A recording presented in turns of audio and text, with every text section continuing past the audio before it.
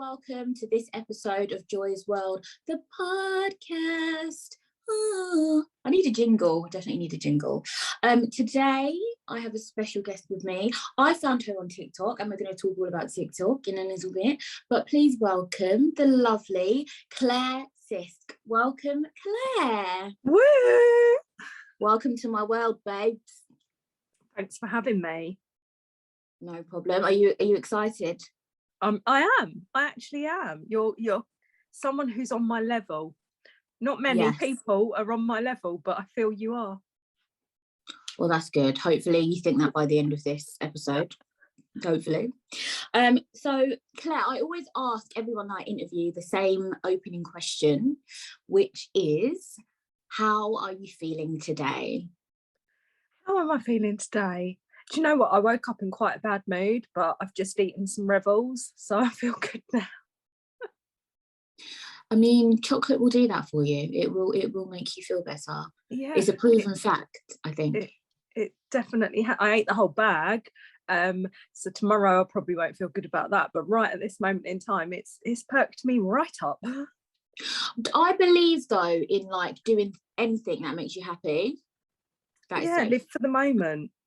Yeah, I feel like if you're in a bad mood, we've got to cheer ourselves up. Do you know what I mean? Definitely. And do you know why I'm in a bad mood? Is because I had to change the bed in, and I hate changing the bed in because it takes so long. Like so long, it's ridiculous. Honestly. And I just read Mondays, and my boyfriend had to go into work, so he couldn't help me. So I was like, oh, got to do it on my own. But I did it. Changing bedding is annoying, but I heard one time that there was like this duvet cover that only had one, like it only opened in one corner, and apparently that was meant to make it easier. Have you heard of this? Or did I make it up? I have not, but I did see here, I can't remember on what app it was on, that somewhere is selling washable duvets, and I was like, oh, might have to invest in one of those. Yes, but and however, my washing machine is really small. Like it's like 6 kg. So I don't think my duvet would fit in there. No, I don't think it would either.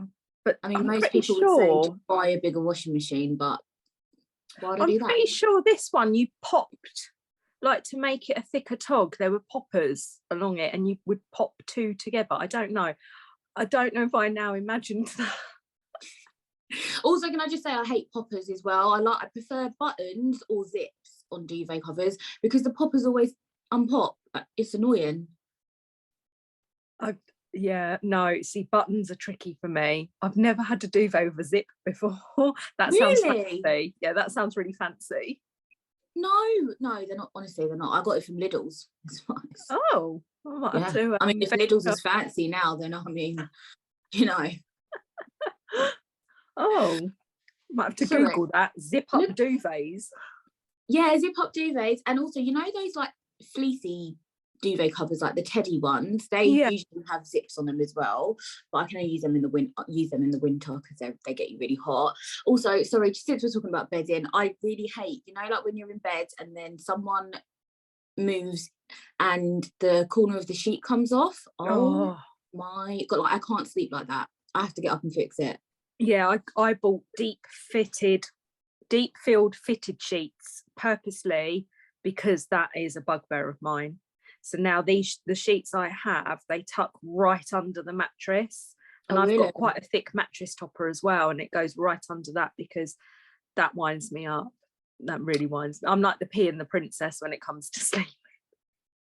I'm sorry, but you know that you're a proper grown-up when you're having a conversation about bedding, and this is really enjoyable for me. Do you know, like I must be an adult now, surely. Definitely. So Claire, obviously one thing that we both have in common is that we're both visually impaired. Whoop whoop. Tell the listeners who may not know, so obviously I follow you on TikTok, but tell the listeners who may not know, what is your eye condition? When was you diagnosed? Tell us all that jazz. This is what the people want to know. Okay, so it'll be 13 years ago this April, I had a stroke. And then 6 months later in September, I had another stroke. And from that, I noticed driving at night wasn't quite how it should be. I was struggling to see signs and thought, okay, this isn't normal. And I go and see my opticians, lots of tests and appointments later, they say to me that the rods and cones were affected by my stroke. But not to worry, because at the time NASA had just invented bionic rods and cones, and you say the word NASA, you're like, oh yeah, I want to be part of that. And then I went to a special hospital in Sussex. I can't remember what it's called, but it was in Haywards Heath, and they have like a really good specialist eye clinic, where they were going to do more checks to see about these bionic rods and cones. And that's where they were like, no, it doesn't look like that's the only problem. They then referred me to Moorfields, and that started my Moorfields journey, where you sit there for like 7 hours, you visit every single clinic in that hospital. There's no Wi-Fi, you're in the basement, your eyes are dilated, so you can't see anything anyway. It's a rather boring and tiresome day, but the conclusion was that there are 6 different diseases in my eyes. They don't know what any of them are, so therefore they couldn't really tell me much about it, and they first diagnosed me with Best's macular degeneration. So as the years go on, from about 2009 for about 7 years, my eyesight just very slowly was deteriorating. And then I wake up one morning and I'm like, I really cannot see very well today. So I phoned my local outpatients, and the ophthalmologist that I was seeing there, he wasn't the most pleasant of mans. I was quite large at the time, and I remember him telling me that if I lost weight, I would be really pretty, which I was just like, that's not really what I'm here for, mate. More about the eyes. He had just retired, so I was quite thankful that I got this lovely lady, and I went in to see her, and she said to me, you really shouldn't be driving, because at the time I was driving in the day still. And she said, your eyes are bad. And she said, I need you to see this professor at Moorfield. So she, on that day, registered me severely sight impaired, which is blind in England. I think other places they have different terms, like legally blind means sight impaired, whereas blind means completely blind. Whereas over here, we just have either sight impaired or severely sight impaired, which is blind. So I then go back to Moorfields, and they then say it's not Best's macular degeneration. We just think it's a retinal dystrophy. We can see that your core cells are all dying. Now, this was 2017. So what's that, like nearly 5 years ago? So say about 4.5 years ago, they took images, and you could see that there were these black spots all in the core vision. And then I was going every 3 months for about 2 to 3 years, and every 3 months they were comparing the images, and this black area was getting bigger and bigger and bigger, until we're at the point today where that whole area is now black. I have no core vision whatsoever, but I'd always had peripheral vision, and now I'd probably say in the last maybe 3 years that peripheral vision started going funny. And in the last year, that depth perception that I had has now gone. So the best way to explain my eyesight would be, if you were to make a puzzle, and then you take out everything but leave the border, and then just take out loads of bits of those borders, that's all I can see when I look at something. That's pretty much the sight situation there. Yeah, and I think it's interesting because a lot of the time people often think that if you have a visual impairment or you're registered blind, a lot of people just assume that we was born with it, or that we've lived with it for a very long time and we know like everything about it. But I think it's really important, and I think, this is why I do the podcast and you do your TikTok, is to actually help people understand that it's a spectrum. Visual impairment is a spectrum, blindness is a spectrum, and we can all see different things. We can all see, like, it's so, when people ask me like, what can you see, I'm like, I don't, like, where do you want me to start? Like, it's so, it's really hard. And as you said, like, some days are better days than others as well. And like, I can't see at night time.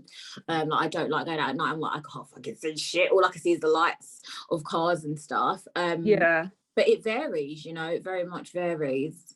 Yeah, and like for me, if I'm tired or I've got eye strain, the little bit of vision I have goes. Whereas some days I'm like, oh, I can make things out today. But it'll all depend on how much sleep I've had, whether I'm stressed, whether I'm relaxed and stuff like that. And I think the biggest thing is, as soon as you say to someone I'm blind, they just automatically assume you see absolutely nothing at all. Yeah, 100%. Like, well, then, you know, how can you breathe when you can't see? It's stupid questions that then. Oh, we'll come on to that, Claire. We're coming on to stupid questions in a minute. But yeah, no, it's so important that people understand, like, we can be registered blind. I've been registered since I was about, I think I was 10. And yeah, my vision has changed since then. I've had lots of surgeries and things like that. One of the things I was gonna ask you about, because I was watching your TikTok live earlier, and someone mentioned something about like corrective surgery for their eye condition, and you said you don't really get into that much. Talk to me a little bit more about that. What are your views on that? So, I mean, I think it was only a few weeks ago there was this new bionic thing where they put a chip in a lady's eye and she wears a camera pack on her belt loop, and that camera pack is putting the images into this chip, which is then putting that image from the chip through to her brain, so she's kind of able to see what she's looking at. And it's absolutely mind-blowing to me that they're able to do that, and it's great. But the reason I don't research these kind of things, and I don't kind of get sucked into these stories, is because I think a lot of the time it can give me false hope, that I think, oh, they might be able to do that for me, and then I think, oh, well, they don't actually know what's wrong with me, so no, they won't. And like the lady that had that done had retinitis pigmentosa, and my mother has that, but there's so many different variations of that disease that what was able to sort of give her a little bit of vision isn't going to be able to give everyone who's got RP vision. And sometimes I think the media, it is great, it really is phenomenal. I don't want to take that away from the, you know, the people who invented it and the researchers and all the time and effort that have gone into that. But I think the media, because they have lack of knowledge of sight loss, they're like, oh yeah, blind women can now see, and it's like, not really the case, is it? Yeah.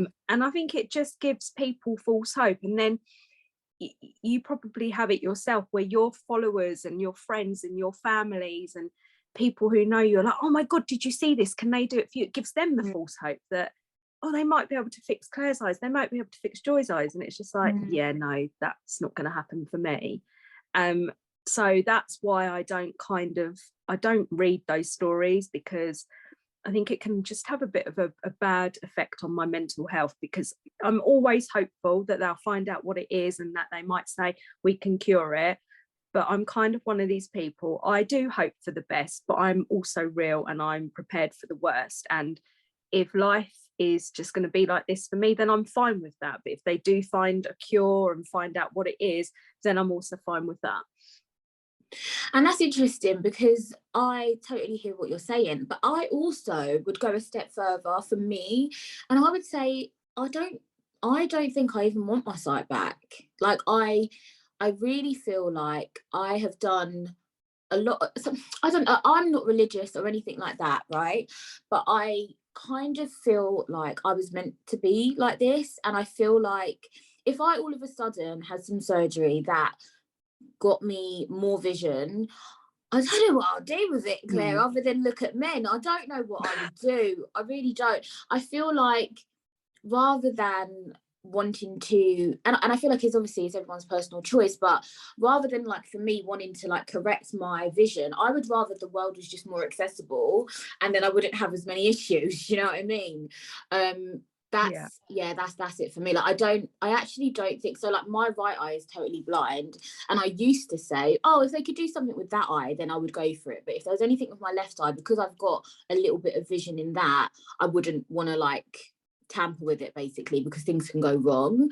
But I'm actually quite okay, like with how much I can see. I feel like I've got used to it. I feel like I've accepted it, and I want my benefits. No, I'm joking. I'm joking. I'm joking.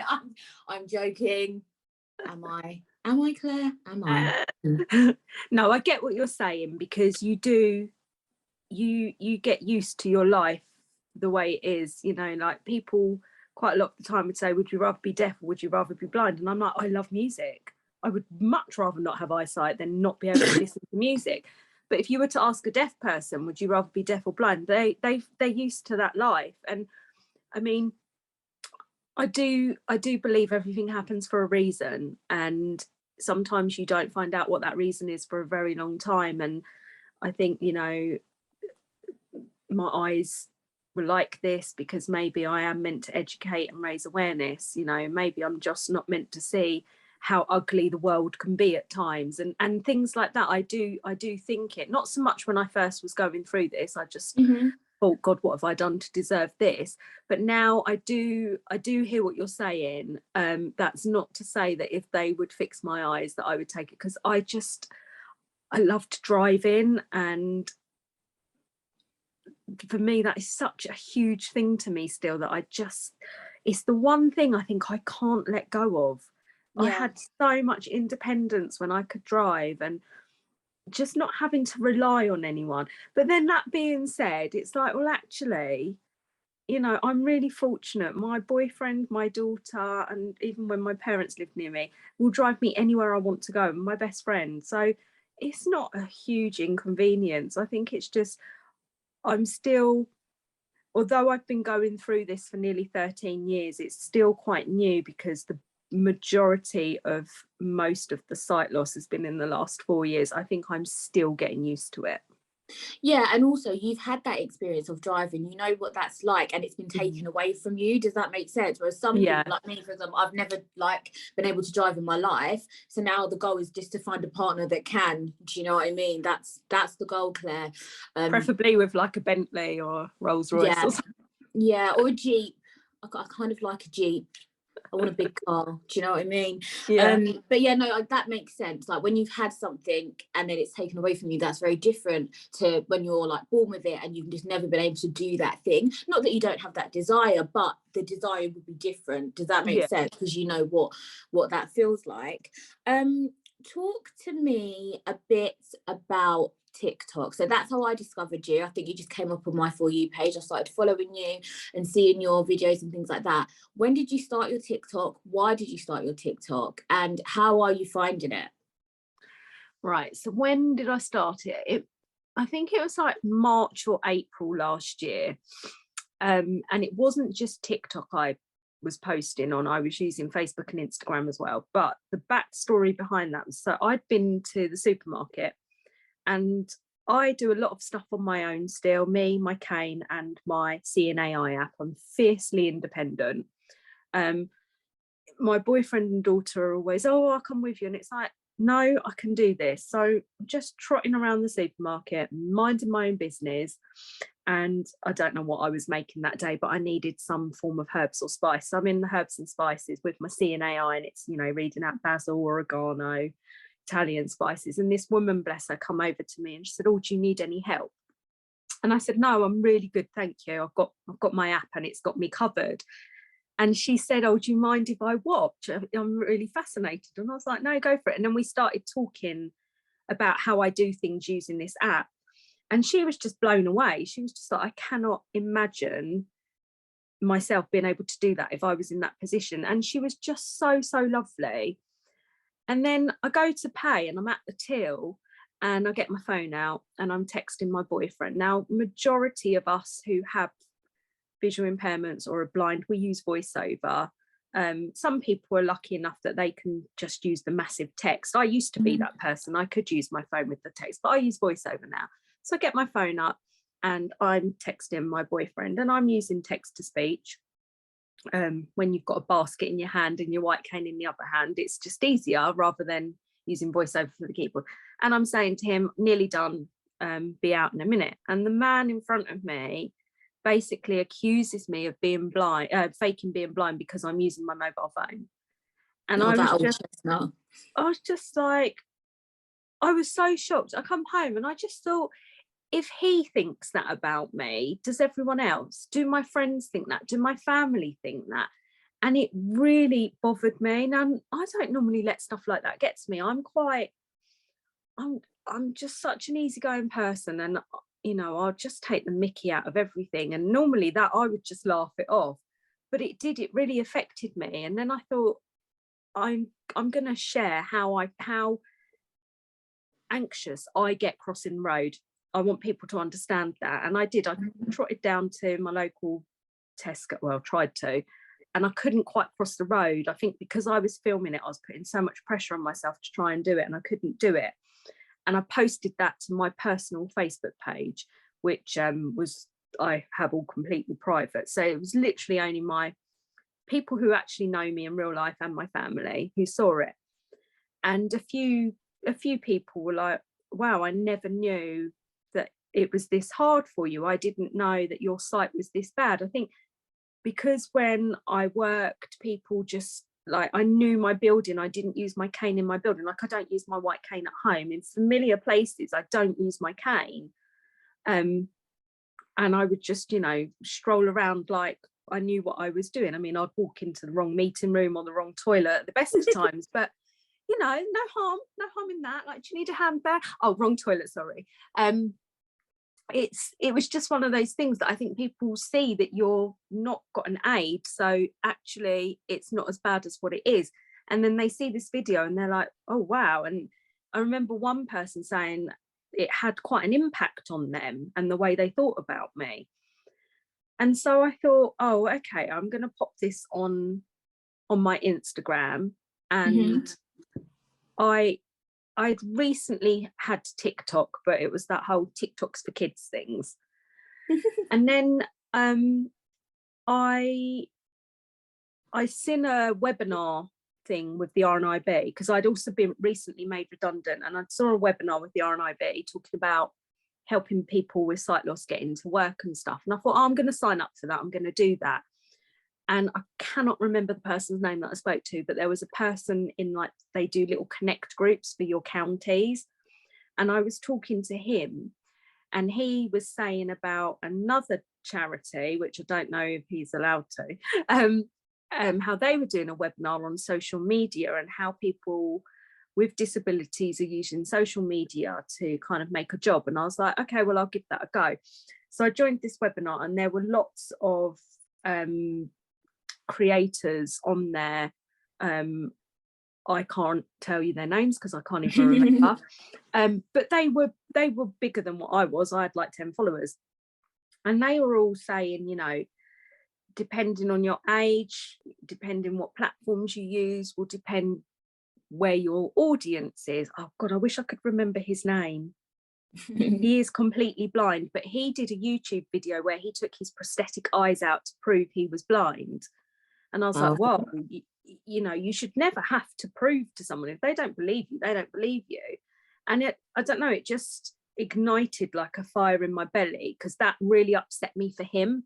I thought, you should not have to do that. And he had been saying that most of his like following comes from YouTube, but he'd been doing it for like 15 years or something, and that's why. And I mean, they didn't talk about money or anything, but they just said they earned an income from it. And obviously I'd been fresh out of work for 3 months, and I was like, God, I need a job. I'm going to see if I can monetize this. And so I literally joined every social media site there was with my can see, can't see name, and just started posting.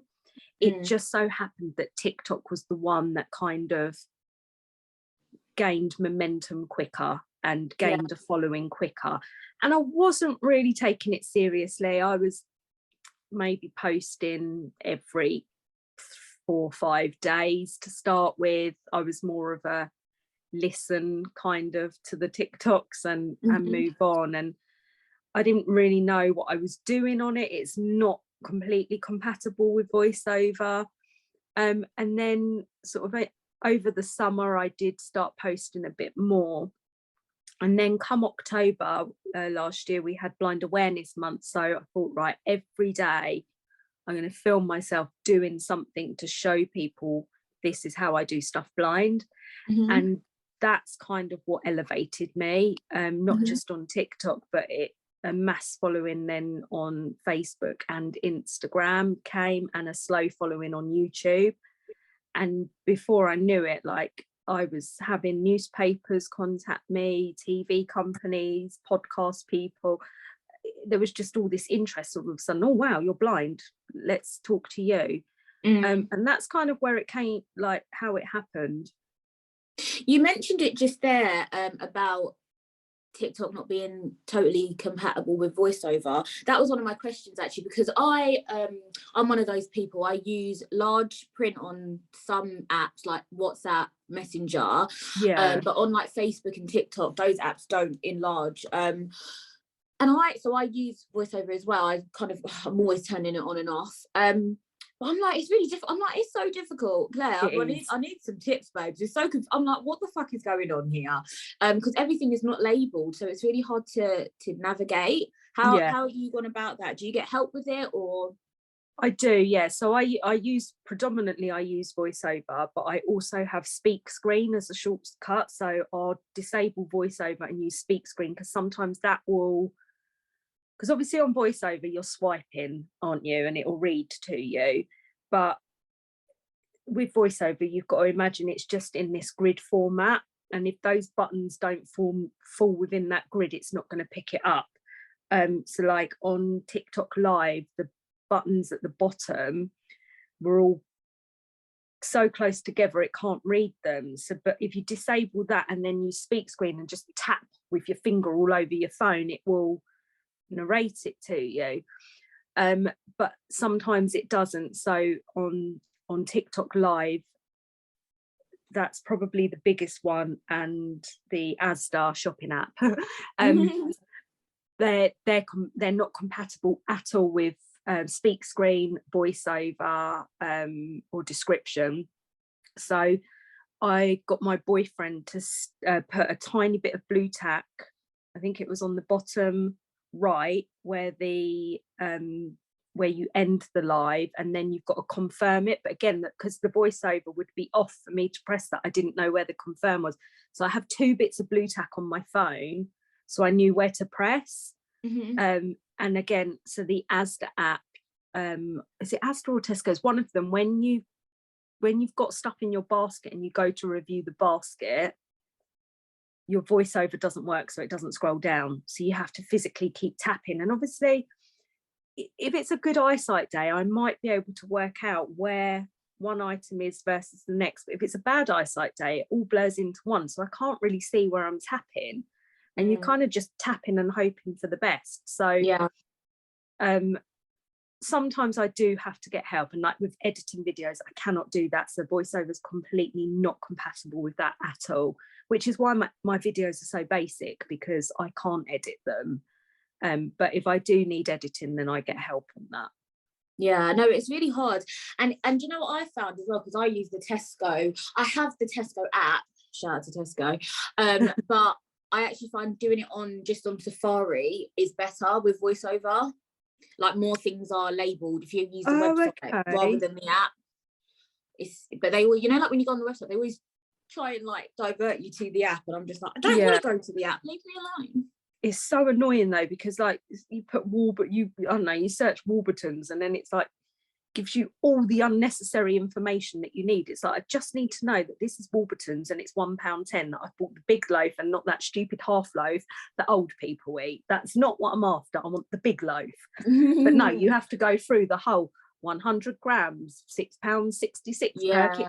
It's like, just tell me what I need to know. Oh, God. Don't even.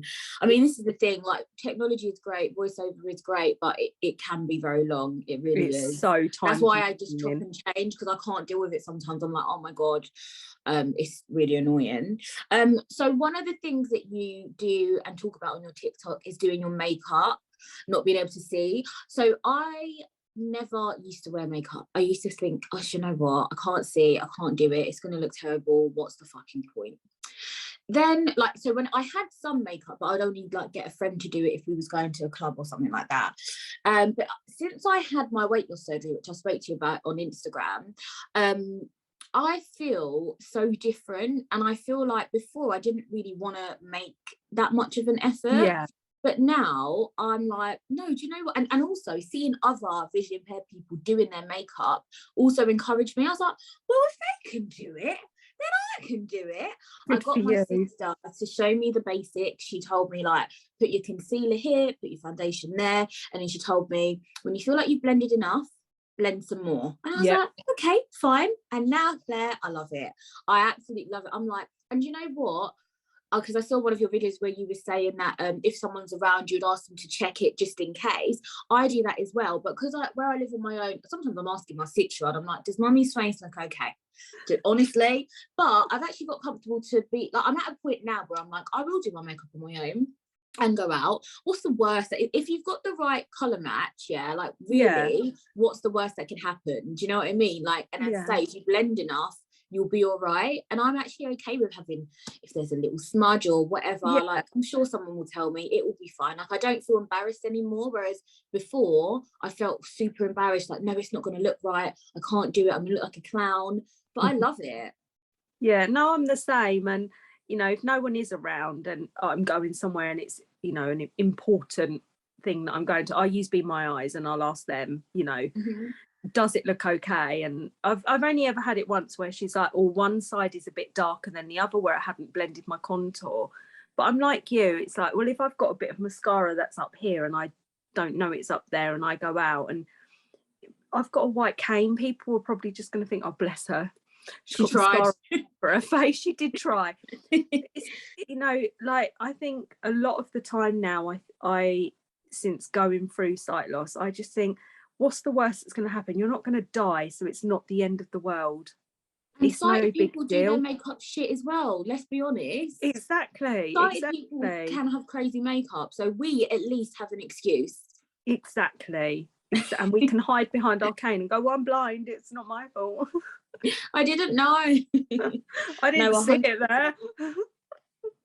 You know what you were saying earlier about when that guy in the supermarket was like accusing you of lying about being blind? I find that happens sometimes. It doesn't happen to me a lot, but it has happened, especially where, so as I said, I use voiceover and then I don't. So sometimes I'm just looking at my phone, reading a message, and then all of a sudden I get up and I've got my cane out and people are looking at me like, what the fuck's going on? I think that it's really hard. Like, I remember a time, Claire, where I actually felt like, oh my God, like, I need to make myself more blind, or appear to be more blind so that people actually believe me. But now, again, as I say, talking to other people who are visually impaired and kind of raising more awareness, I'm actually like becoming comfortable with actually knowing, no, do you know what, I can see this and I can't see that, and it's okay. And other people, as in sighted people, need to just get used to it, and they need to understand that it's a spectrum. They need to understand that they might see me walking out with my cane in the daytime to Tesco to get some cigarettes, as I do, and I'm absolutely fine. But I can, like, doing that same journey in the night, I'll be walking so slowly, I'll be walking into the wall because I just can't see at nighttime. And that's something that the public have to get used to. I don't feel like it's down to us to, like, you know, like, let everybody know like what we can and can't see. Like, it's very draining to have to explain it all the time to everybody. People just need to be aware there's levels of visual impairment. Definitely. And I think as well, like, the reality of it is as well is actually how many people are looking at you and thinking that? Probably not many.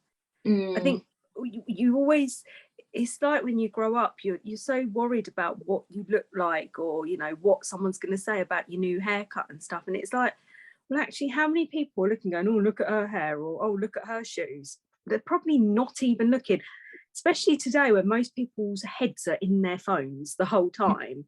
They're not even looking at what's around them. You know, they trip over my cane 100 times a day. They're just not looking. And I was like that. And that's where my username came from, Can See, Can't See. So a couple of years ago, before the pandemic, my daughter had got in, she was doing a year abroad in America. So we spent a couple of weeks in America going around all the different universities to get a look and a feel for them before she had applied. and I had my white cane with me, and I wasn't a huge user of it at the time. And going through airport security, she said, "Oh, you acted differently." And I said to her, I said, "It's easier to pretend I'm completely blind than to let them know I have vision, because they just do not understand that you might have some vision." I said, and then we went through another airport, I think it was Detroit, and she was like, "I understand now, Mum, why you're just pretending you're completely blind." She said, "It's hard work, isn't it?" I said, "It is, because they've just got no," I mean, a lot of them didn't even know what the cane was. "What's this?" I was like, "It's my white cane." "Is it a walking stick?" "No, it's a white cane, I'm blind." And, you know, and then they completely change towards you. And I mean, more in sort of like the redneck small towns that no English people ever turn up to, and we're like, "Hi, come to see a uni here." It was really exhausting and hard work. And I was the same as you, because you feel a bit of a fraud, because you think, well, sometimes I can see and sometimes I can't, and you do feel a bit of a fraud. But if I didn't have my cane, I couldn't, I mean, before it was really bad, like I wouldn't be able to see steps, and if people were coming towards me, if they're in my blind spots, I wouldn't be able to see them. And someone's walking their dog and their dog's sort of over there and they're over there and there's a lead going across, I'd just go flying over it because I didn't see it. But I could see a car and I could see a tree and stuff like that, and it was just like, I can see but I can't see. But now that finer detail has got so bad that I can't see it, which is why I use my cane all the time. But no, you're right, like, people, we shouldn't have to explain ourselves. People just let you be. I mean, I get that there are people that fake things for disability benefits and that, but you know, to me, those sort of people are more the ones that are pretending they've got a bad back. And I've not yet seen anyone fake being blind, because why would you give up your whole independence for, well, to try and get a disability benefit? Because let's face it, not all of us get it. Why would you do that when it's easier to, I don't know, fake something else? And that's, I know there's ill people out there that do it, but it's just crazy. And it's very rare as well. Like, I think it's very rare, and like, you know, it has to be medically proven. Like, exactly. As you say, you're registered, I'm registered. Like, you can't just, you know, just get rock all up these to the hospital and say, "I can't see, can you register me blind?" They do so many tests, and then you know, you get this certificate, and then you're given, I know they're different all over the country wherever you're based, but I was given a Rovi, and I think they're called OMTs in other places. And it's like, well, you're not just given one of those by going, "Yeah, I'm blind, so give me all that," you know. And you have to have cane training, and like, if you have a guide dog, there's processes you have to go through to get. They don't just give it to you because you tell them you're blind. It's not like going to the dentist saying, "I've got toothache, fix it." It doesn't work like that. You physically have to have tests for them to prove it. And why would you just say, "Yeah, take my driving license away from me and my independence because I want to walk around with a white cane and look like this massive dickhead"? You know what though? You call your cane Rick the Stick. I call my cane my pimp stick, because I like to think that I'm a pimp, Claire. And I feel like mine's pink and purple, because I have white one. I think I've got 2 white ones actually, but I don't use them anymore. I really want to get one in every colour. I say this all the time, but I need the money for it. Do you know what I mean? Where did you get your coloured one from? Because I looked on Ambutech, but they don't. UK is the only place they don't seem to ship to. I got it from the RNIB. Oh, okay. A few years ago, and I think so. Ages ago, I had just a pink one, but now it's pink and purple. So I think they can change it. I want to get a rainbow one. I think that would be really cool. Oh, that would be awesome. But yeah, it takes about 6 weeks to come though, because I think it comes from Canada. Oh, okay. But yeah, it was 30 quid, and I love it. I want to get another one. I do want to get another one. They do have a gold one, but I'm not sure what kind of gold it is. Like, you know, like it could be a bit of like a shitty gold, or I don't know. I don't want it to be a yellowy gold. I want it to be like gold. Yeah. But yeah, I mean, I've got all of mine are white except one, which I spray painted pink to go ice skating with, so the contrast was there. But I've been told off quite a few times. It's a tool, not a jewel, Claire. I'm like, okay. Who said that? Tell them to fuck off. Who the fuck said that? Are you mad? No. A Rovi had said it to me, but several people online say it should be a white cane. It's called a white cane for a reason, and you're just like, lighten up. Come They on. can suck my dick, okay? It will be whatever colour I want it to be. And guess what? Guess what they're going to do, Claire? Guess what they're going to do? They're going to accept it, okay? Okay, thank you. It does the same thing. Exactly. I don't care. I just want to get another. I want to get another colour on purpose now. I use the white one very rarely. I'm trying to think the last time I even used it, but probably if I just want to be more, if I want to feel more disabled, I'll use the white one so that I get better assistance. But to be honest, I've had no problems with the pink one. People still see, like, they still see it. They still know what it's for. I'm using it in the same way, so they get it. Like, oh, stick. You know what I mean? People always say, oh, where did you get that one from? But other than that, I've never had anyone tell me, like, it should be white. Well, I know in America and Canada, they've all got different coloured canes, but it seems over here it should be white, I guess, because if you're deaf blind it's red and white, whereas if you're just blind it's white. And but then I think, you know, a lot of people don't even know what it's for anyway, so what colour it is shouldn't actually matter. If people were looking where they're going, they would see it regardless of the colour. How about that? How about you just look where you're going, get your nose out your phone and just move out my blood clot way. Claire, you mentioned, actually, that's what I was going to say to you. So earlier you mentioned about driving. I think we should go on a trip. There is this place in, I think it's in Manchester, where you can do like a blind driving experience. I really want to go, and I want to find a group of people that want to do it with me. It's funny you should say that, because several people have contacted me to say that they've got private land that I can go and drive on. Oh, really?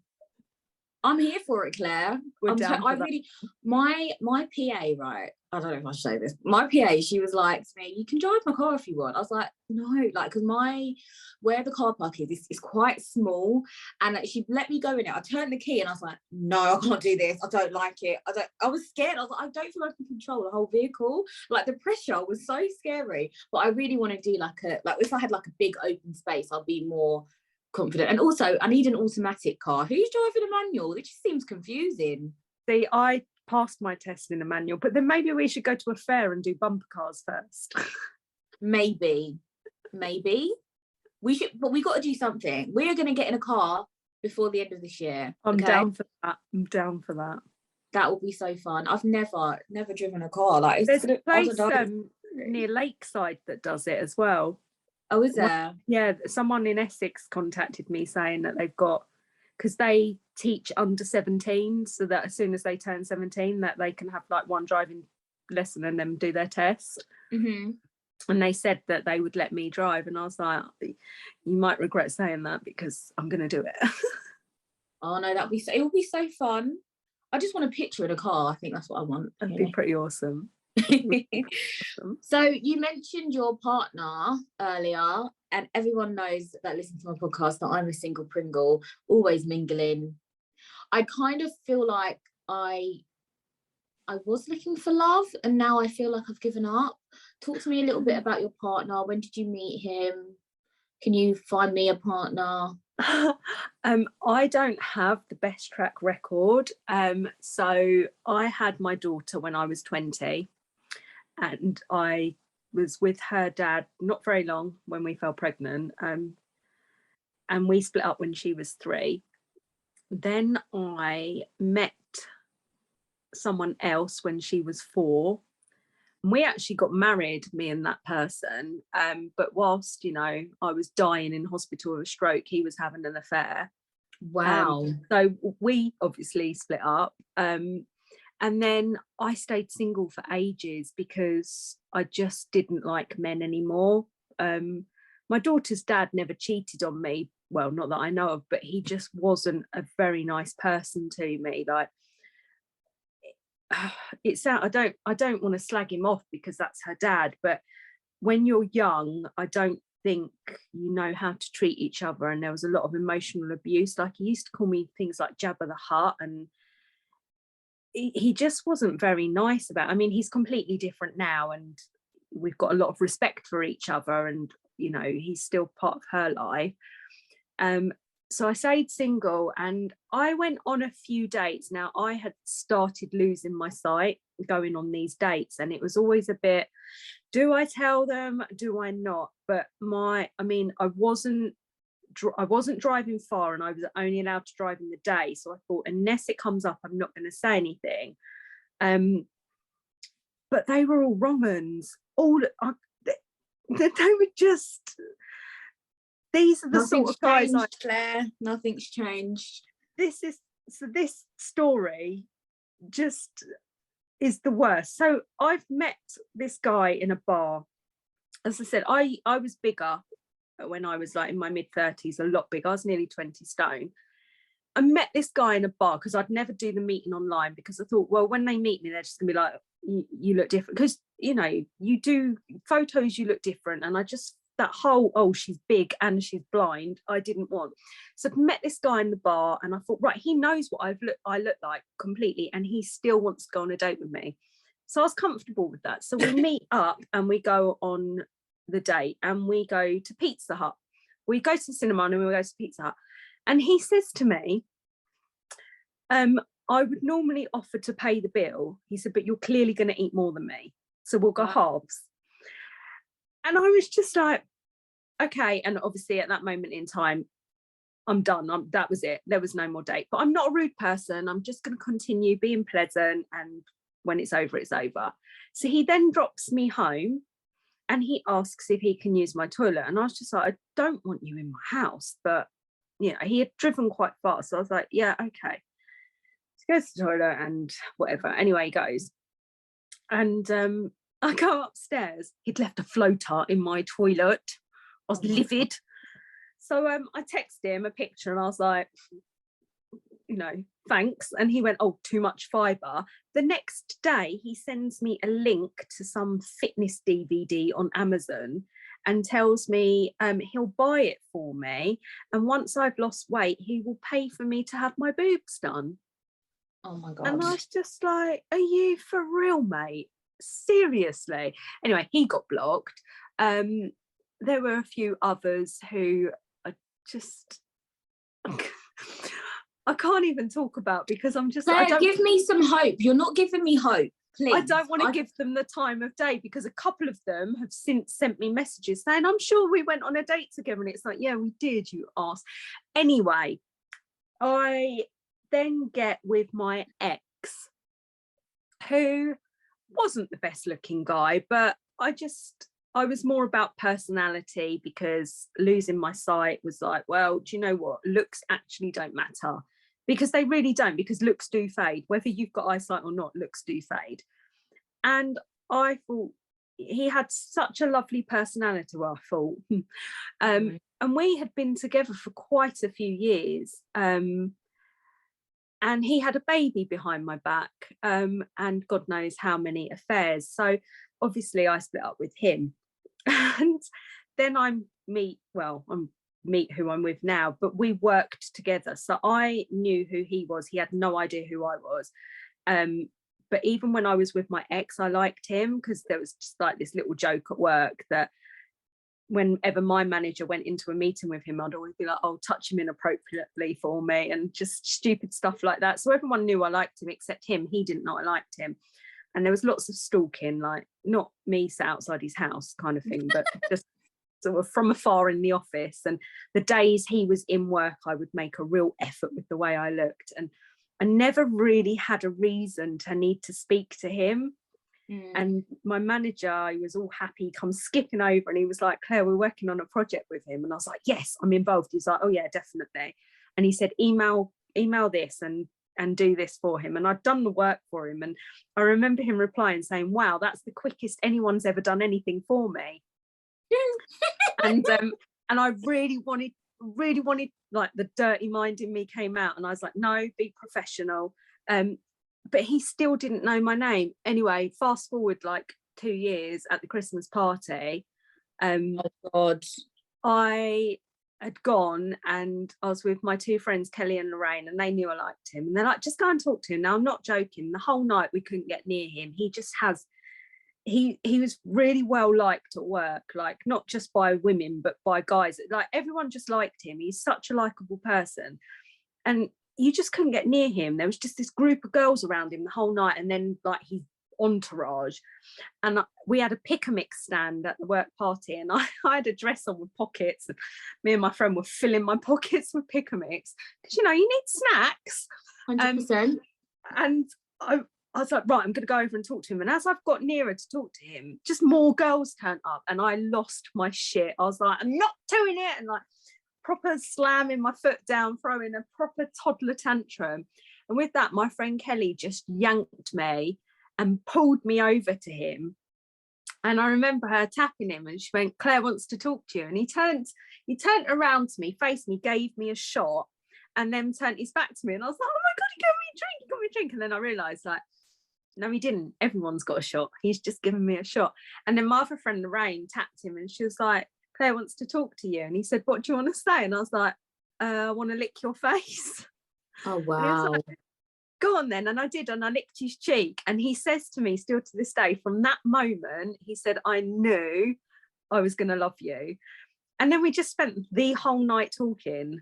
And I was just like, you didn't even know my name, and we worked together. He said, no, I did. He said, I just couldn't remember it. But it then turned out that he did actually ask my manager if I was single about 6 months prior to that. And he was like, oh no, she is with someone, but it's not looking good, because I just found out he'd had the baby behind my back. So yeah, I think we were meant to be. So there is hope. So your advice to me, Claire, is I need to go and say to a man, I want to lick your face. Claire, I'm going to try this, and if it backfires, I'm going to call you. I have this motto: if you lick it, it's yours. I mean, I'd just like to say I don't lick everybody. I'm quite selective. I've licked Gary Barlow, and sadly he wasn't mine. And I lick my dentist's hand, but that's by mistake. That's just because I don't know what to do with my tongue. And I've licked my friend Jay. But other than that, they're the only 4 people I've licked. Okay. Claire, I'm speechless. I don't know what to say, but I'm just trying to think if there's any men in my life, or women, I don't discriminate, that I can possibly approach in that way. Do you know, there is a guy that I'm speaking to on Instagram, but he takes a long time to reply. Like, he's very busy with work.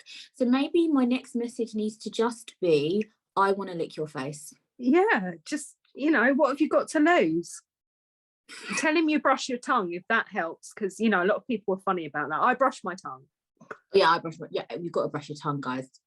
Brush your tongue. Okay.